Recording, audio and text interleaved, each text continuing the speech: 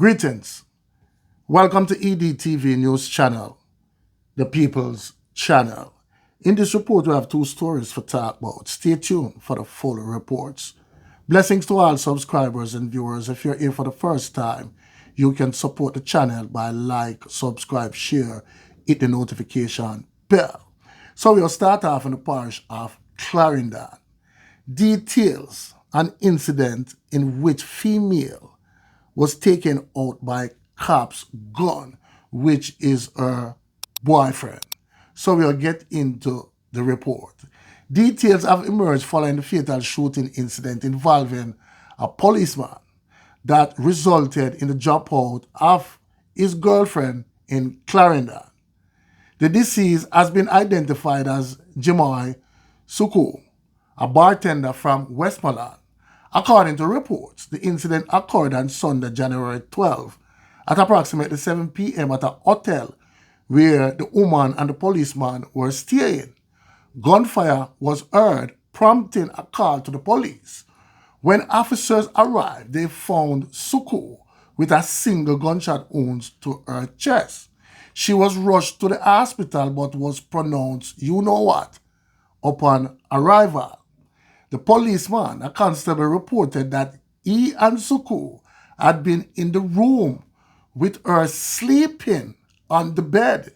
He claimed that he woke up her to go out and get food and that he placed his service pistol on the bed beside her. Now, people, it's getting interesting. This policeman is in serious trouble, and he will be charged ASAP for her murder. The constable further stated that he turned his back to both the weapon and the woman. Moments later, he heard a loud explosion and upon turning around, realized that the woman had been shot in the chest. The policeman immediately alerted others, and Suku was assisted to the Maple Hospital where she was declared you-know-what. However, sources at the police station have reported a different account of events. According to this version, the policeman stated that while at the hotel, he decided to retrieve food and began to remove his service Glock pistol from his holster. In the process, he claimed the gun slipped from his hand, and in attempting to catch it, he accidentally triggered the weapon, causing it to discharge one round which struck his girlfriend. The police high command and the Independent Commission of Investigation INDECOM have since launched an inquiry into the shooting incident. Now, people, this policeman here is in serious trouble. You know what I'm saying? And I don't know how we will get out of this one. Because after INDECOM wrap up their investigation and send it to the high command, trust me, he will be charged for murder. You know what I'm saying? Because him have two conflicting statements. You know what I'm saying? Him tell INDECOM one thing, and at the station where they make the report, him say another thing. You know what I'm saying, people? And that send him into deep trouble. And he will be charged for her drop out. Now, people, we'll move on. Now, people, we all heard about the incident that happened in a center where 3 little ones perished in a horrific house fire. Now, Radio Jamaica News has been informed that the mother of the 3 children who perished in a fire in Cottage District in St. Ann on Sunday is being investigated by the police. A senior investigator told the news media that the cops will be seeking guidance from the Director of Public Prosecution on whether she should be charged for negligence. He said the 24-year-old woman has been questioned about her whereabouts at the time of the fire. It was revealed that she was reportedly sleeping in another section of the community with another man at the time of the blaze. Someone want to tell me in the comment section if you think this woman should be charged for negligence. Now, people, we'll get into the report and what took place.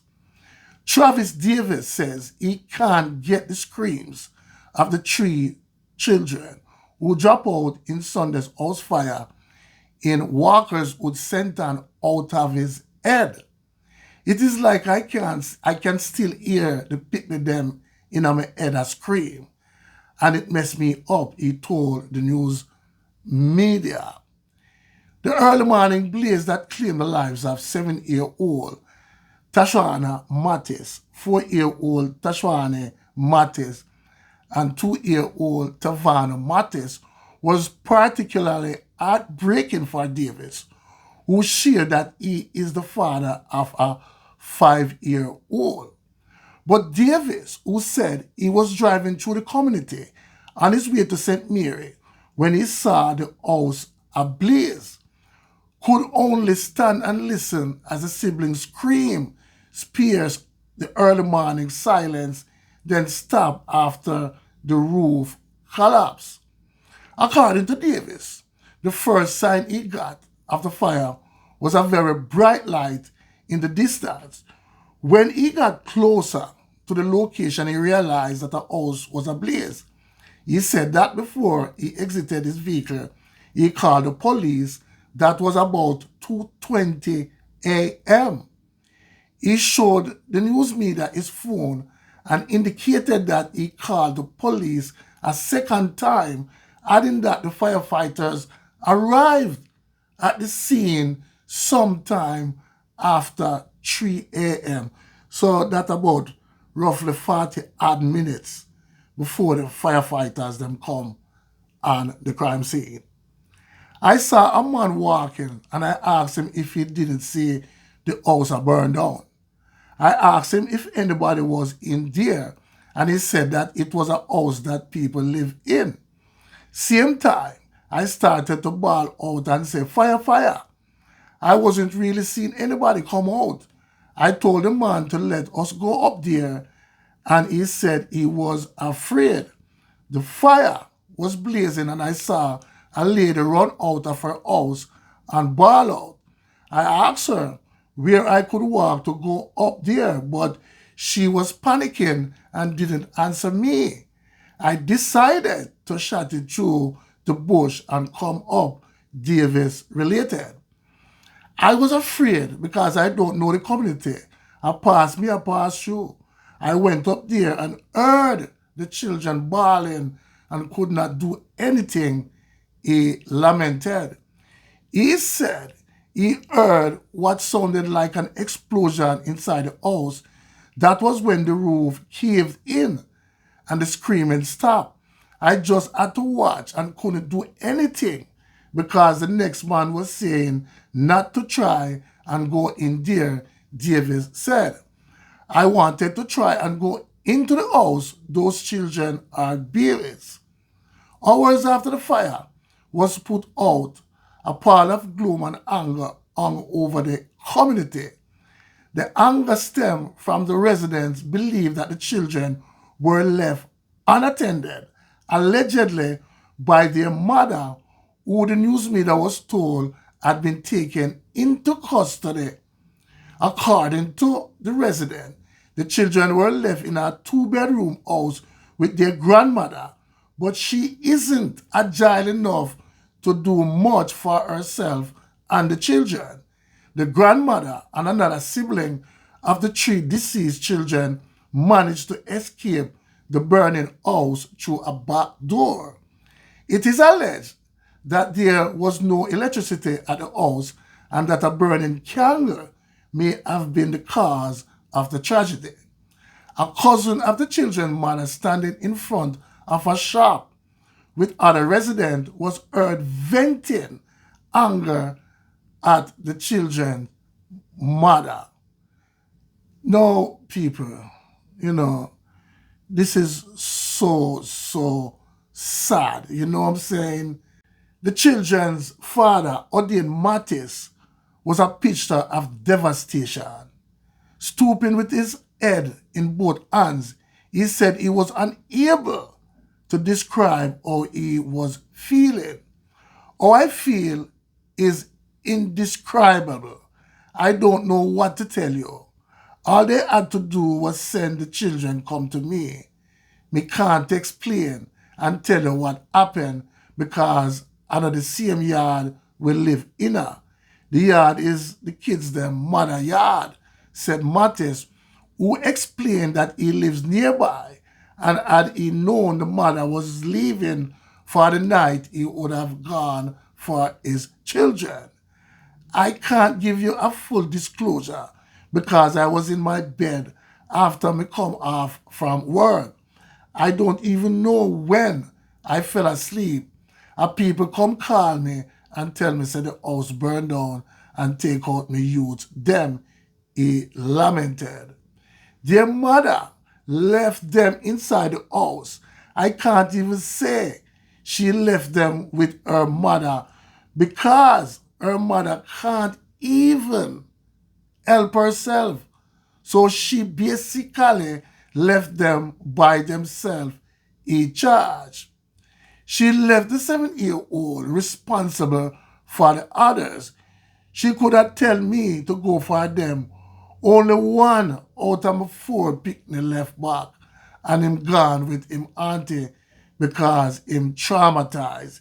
He didn't get any birds because the grandmother slept with him in her bed and brought around the other 3 to the other room because she said them sleep bad, the father told the news media. Very sad story, people. Now again, people, I want to tell me in the comment section if the mother of these 3 little ones should be charged for negligence. You know what I'm saying? Because it's obvious, people, that the grandmother can't even help herself, much less to help 4 kids when the house is on fire. Luckily, she sleep with one of them. You know what I'm saying, people? In my personal opinion, people, she should be charged for negligence. You know what I'm saying? You can't have your kids them and just left them out unattended. You know what I'm saying? And gone to another man's yard. You know what I'm saying? People, if another adult was at the home, all of these kids would be alive today. Trust me. You know what I'm saying? This is so sad. You know what I'm saying? And the courts have to set an example and send some of these mothers and fathers too to prison for a very long time. You know what I'm saying, people? This is so sad. Tell me in the comment section what you think. One aim, one God, one destiny.